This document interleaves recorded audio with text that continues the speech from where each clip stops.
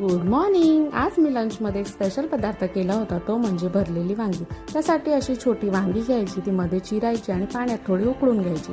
वाटण्यासाठी आपल्याला भाजलेले शेंगदाणे, ओलं खोबरं, लसूण आणि कोथिंबीर पाहिजे. मसाल्यांमध्ये गरम मसाला, मिरची पावडर, हळद, मीठ, साखर आणि हे सगळं आपल्याला बारीक मिक्सरमध्ये वाटून घ्यायचं.